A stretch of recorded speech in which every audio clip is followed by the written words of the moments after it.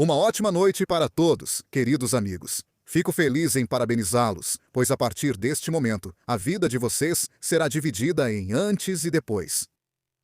Agora nós vamos aprimorar a função do seu cérebro, melhorar a circulação sanguínea a níveis jamais vistos, que vocês nunca experimentaram antes e nem sabiam que seu cérebro era capaz disso. Existem vários exercícios, como vocês sabem, para melhorar a memória. Mas o que fazer para que a memória seja melhor? É claro, treiná-la. No momento em que estamos realizando alguma atividade mental, as células nervosas, os neurônios, que possuem certos prolongamentos, tendem a se aproximar umas das outras e conectam esses prolongamentos entre si. Antes disso, eles simplesmente não estavam conectados. E essa conexão, chamada sinapse, é onde ocorre uma reação química interna. Certos neurotransmissores, substâncias químicas, são necessários para que isso aconteça. E o impulso elétrico, que vai de um neurônio, esse é o impulso elétrico, amperes, ohms, passa para o outro. E essa conexão entre os neurônios, com uma certa quantidade de repetições, se torna estável. Isso é a memória. Quando você para de repetir algo, essa conexão pode se perder. Geralmente, não são apenas dois neurônios, quanto mais complexo for o processo que você está memorizando. Pode não ser apenas a memória auditiva, não só a memória visual, mas também a memória de certos movimentos. A coordenação motora também está relacionada a isso. E com a idade, quando você começa a esquecer os nomes dos seus filhos, maridos, cachorros. Esse vínculo, como posso dizer, fica menos forte, ou até se rompe, quando você não consegue lembrar nenhuma letra do nome do seu marido. Mas com a repetição regular, ela se torna, digamos, mais estável. E algumas pessoas precisam, por exemplo, repetir algo 100 vezes. Outras, apenas uma vez. De que isso depende? Isso depende de quão rápido essas conexões nervosas se formam. E com que frequência, com que rapidez elas se tornam fortes. Também existe um conceito chamado atenção. É a capacidade de manter a concentração em um determinado processo. Por exemplo, alguém de vocês já, né? Há quanto tempo este vídeo está rodando? 3 ou 2 minutos? Alguém já se perdeu? Foi para suas próprias lembranças em alguma palavra específica. O que é concentração da atenção? Por exemplo, você está lendo. As letras parecem passar diante dos olhos, mas o sentido não fica claro e você precisa voltar. Você não está acostumado. Faz tempo que ninguém lê. Por exemplo, vocês estão assistindo a este vídeo, ouviram alguma coisa, ouviram o nome do marido e começaram a lembrar. E aí, tudo o que veio depois, vocês não ouviram. Ou seja, atenção é a capacidade de se concentrar no processo que está acontecendo, sem se distrair com seus próprios músculos. Não músculos, pensamentos. Nos músculos, na verdade, até dá para se distrair um pouco. Queria dizer, brincar com eles. Não brincar, mas tensionar um pouco. E o que fazemos com isso agora? A questão é que ainda existe mais. Existe uma condição em que todo esse processo vai acontecer de forma mais favorável. Esse é um processo relacionado ao suprimento de sangue para o cérebro. E de que maneira podemos melhorá-lo? Claro, você pode se tornar um matemático, pode ir para a universidade ensinar, escrever trabalhos científicos e manter a mente clara até os 90, 100 anos. Aliás, isso impacta na expectativa de vida. Se o seu cérebro está sempre ocupado resolvendo certos problemas, ele é forçado a formar essas conexões e aprender algo novo. Claro, você pode aprender novos idiomas para isso, ler literatura em uma língua desconhecida. Mas para tudo isso, é preciso ter força de vontade para fazer. Existe ainda outra maneira de melhorar o suprimento de sangue para o cérebro.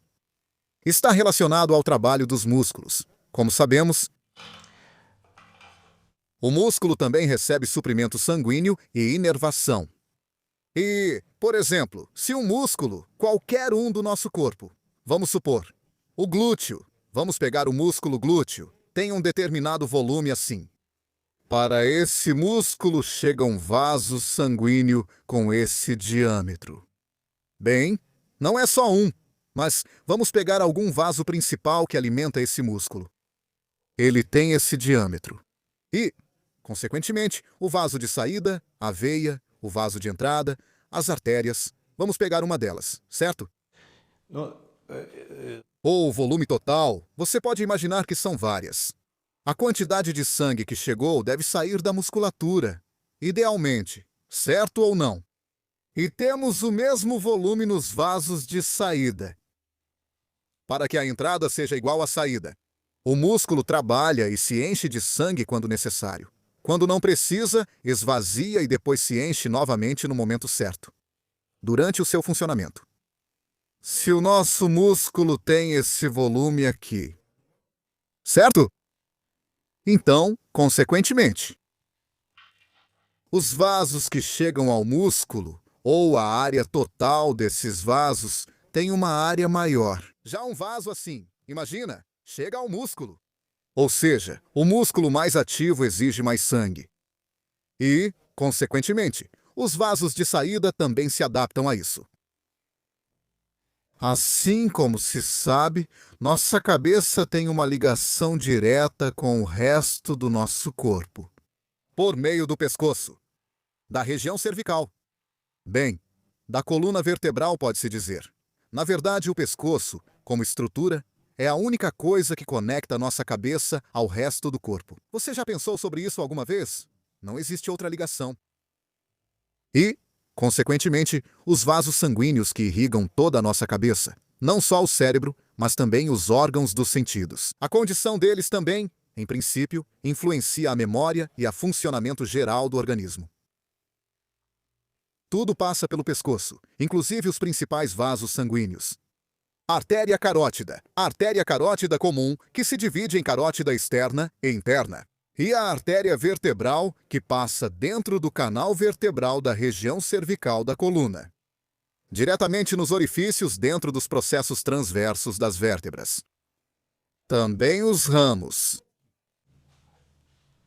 dos vasos, ramificando-se, vão para os músculos do pescoço.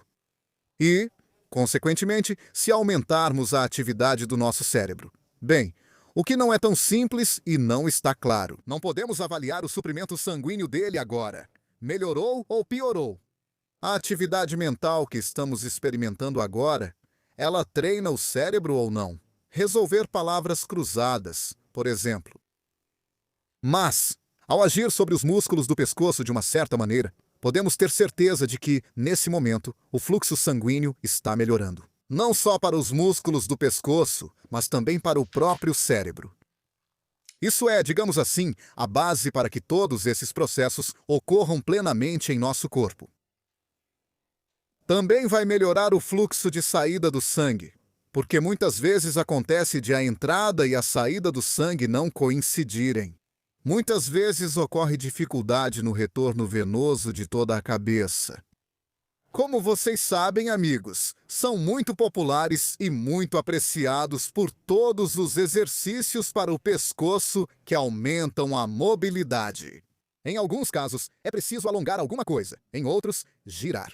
A maioria dos exercícios que vemos agora, os mais populares, estão relacionados ao aumento da mobilidade, ao relaxamento do pescoço ou ao aumento de rotações e de certos movimentos.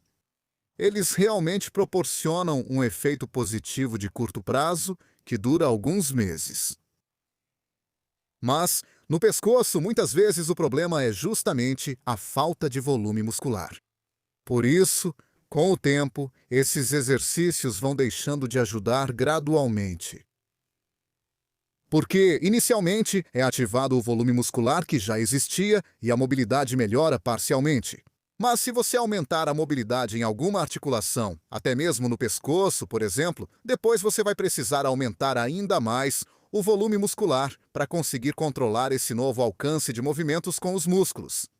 Por isso, na primeira etapa, não se deve aumentar o alcance de movimento no pescoço, especialmente. O ideal é fazer com que o volume muscular que você já tem funcione 100%, e melhor ainda, que esse volume aumente. E especialmente para você, hoje vou mostrar um exercício com um aparelho que você mesmo pode fazer em casa. Aparelho do Dr. Alexeev. Veja só. É assim que funciona a invenção. Pronto. Para isso, você precisa de uma toalha de cozinha. Uma pequena assim já é suficiente. E um elástico. Você vai escolher o elástico de acordo com o quanto de carga você consegue suportar, dependendo de quão desenvolvidos estão os músculos do seu pescoço. Para começar, use um elástico leve assim. O que vamos fazer? Veja só. Não precisa de elástico longo, você vai entender o motivo. Você pega essa toalha aqui, estende ela assim, com cuidado. Coloque o elástico bem no centro aqui. E começa a enrolar a toalha desse jeito. Pronto? Enrolhou desse jeito, ou seja, para que fique a parte macia. E pronto, o aparelho está pronto. Agora a gente vai, opa! Com cuidado. Estrutura frágil. Seu aparelho de treino está pronto. Aqui está. O que vamos fazer? Veja só. Um dos músculos mais propensos à fraqueza são os músculos da parte de trás do pescoço. Nossa vida é assim. Esses músculos enfraquecem gradualmente em quase todo mundo. E é justamente com eles que vamos começar o treino. O que vamos fazer? Veja. Você coloca essa parte macia na parte de trás da cabeça. Com as mãos. Você estica o elástico e fica de pé perto da parede. Coloque para trás, aqui, na parte de trás da cabeça, com a parte macia. Ficamos de pé perto da parede. Com as mãos, seguramos o elástico. Ou você pode passar as mãos pelos buracos assim, se você tiver eles aqui. Dessa forma, mais ou menos. Ou segure do jeito que for mais confortável para você. Pronto! Fixamos! Pronto! E agora aqui você precisa ajustar a altura para que, durante o exercício, você não fique muito inclinado. Assim. Ou seja, o ideal é que o seu queixo, essa parte do queixo, fique paralela ao chão e não seja jogado muito para trás. E a cabeça também não deve baixar assim. Então, esticamos o elástico. E aí sentimos essa tensão. Se estiver muito forte, chegamos um pouco mais perto. E agora coloque suas mãos um pouco acima do nível dos olhos. Porque se colocarmos para baixo, teremos que nos inclinar assim. Não é desejável treinar nessa inclinação por enquanto. Ou seja, você colocou um pouco mais alto. E agora, nessa posição, sentiu a carga. Agora, o que fazemos? Não movemos o pescoço em si. Damos um passo à frente, diminuímos a tensão. E um passo para trás, aumentamos. Ou você pode simplesmente colocar uma perna à frente e a outra atrás. E transferir o peso do corpo para a perna da frente e para a perna de trás. Para a perna da frente e para a perna de trás. Assim desse jeito. Você colocou um pouco menos de carga. Um pouco mais. Um pouco menos. Um pouco mais. É melhor colocar as mãos um pouco mais alto, para que você não incline a cabeça para frente. Isso! E dessa forma você trabalha os extensores do pescoço. Se nesse momento você sente que a tensão não está no pescoço, mas em algum lugar entre as escápulas, bem aqui, então você está fazendo tudo certo. Porque agora estamos treinando os extensores longos do pescoço que começam justamente nessa região. Ou seja, o principal problema é que justamente essa parte, onde os músculos do pescoço se fixam nas vértebras torácicas, é que enfraquece. Se você sentir tensão na região suboccipital, então precisa diminuir a tensão do elástico. Não use um tão rígido, porque se você não sentir nada em lugar nenhum, não tem problema. Ou seja, nesse exercício, não é obrigatório sentir que alguma parte do seu corpo está tensa. Isso, em princípio, não afeta a eficácia do exercício. A única coisa é que, se alguma parte estiver ficando muito tensa, reduza o número de repetições. Ou diminua as repetições, ou tente usar um elástico mais leve. Olhem mais uma vez. Colocamos assim. Aqui você pode colocar as mãos mais afastadas. Pode ser mais junto também. Como for mais confortável para você. Depende se você tem espaço para fazer o movimento ou não. Pronto, fizemos. Para lá, para cá, para lá, para cá. Como podemos dificultar?